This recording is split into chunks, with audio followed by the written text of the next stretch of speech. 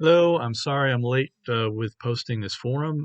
For those of you who don't know, and I probably haven't made an announcement to the class, but I'm having a total hip replacement on Friday on November 5th. So I'm at home at the moment trying to minimize my movement. I'll be in surgery on the 5th, and I'll probably be recuperating for a time as well. So I'm going to go ahead and post something on this chapter. Of course, the presidency is an enormously important institution. There are a number of powers that presidents have that give them enormous latitude and make them an incredibly important player in American government. Uh, Presidents have both um, constitutional authorities as commander in chief of the armed forces, for example. The ability to recognize foreign countries is another example of sort of a power that's enumerated within the Constitution. They also have delegated authorities, where again, Congress passes statutes and then creates executive agencies, and the president is, in that point, it's sort of like a conference of power. And then, of course, presidents have inherent authorities, and there again, I think it reflects in the vesting clause this idea that the executive power shall be vested in an executive. That's an important phrase. The idea of inherent power means that presidents have the power to do things that are necessary, in certain times. It gives presidents emergency authorities, particularly again in times of emergencies. That was the primary purpose for the creation of the executive branch. Um, and I think a good example of inherent power is Thomas Jefferson's Louisiana Purchase. It wasn't anywhere written in the Constitution that the president could negotiate a treaty that would roughly triple the size of the country, but nevertheless, he said, "Hey, this is too good a deal to pass up. I'm going to take this pathway," and he basically kind of uh, did an executive order, negotiated the sale, and then kind of got Congress to sign off on it. So those are good examples. Um, I think there's a lot of really good stuff in this chapter to talk about. Obviously, we're midway through the week. Again, as always, if you have a question, if there's anything that you want to talk about, if there's if there's something that you're struggling with and don't understand, I'm still trying to monitor these forums as best I can, and I'll pitch in when I can.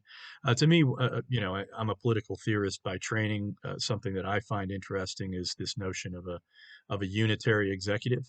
That is a theory that is very popular, particularly among conservatives, that basically says that because the president is, the chief executive, that he is the chief executive for the entire executive branch, and that there are limits to what kinds of oversight can be exercised over the presidency. I think Donald Trump attempted to execute his presidency along that framework, and basically said, "I'm not going to honor congressional subpoenas." Um, and again, the question there um, is that is that an accurate reflection of the framers' intent? And I think the argument is more appropriate to say that the framers expected the president to be able to exert executive privilege in certain areas, especially as it related to internal deliberations, but that the separation of powers, the idea of the separation of powers and checks and balances is clearly articulated. And I think again, you get to these points. There are no absolute rights, and the president's right to basically say no to Congress on things is not absolute. It's balanced against Congress's need to know. I actually wrote a column for the Claremore Progress not too long ago about sort of the balancing act that's going on between the January 6th Commission, which is investigating, I mean, whatever you want to call it. Some people want to call it a riot. Some people want to call it a protest. Some people want to call it an insurrection. But it was a bad event, basically where thousands of Americans stormed the Capitol, injured over 140 Capitol Police. Several people were killed. Two police officers committed suicide out of, as a result of those events.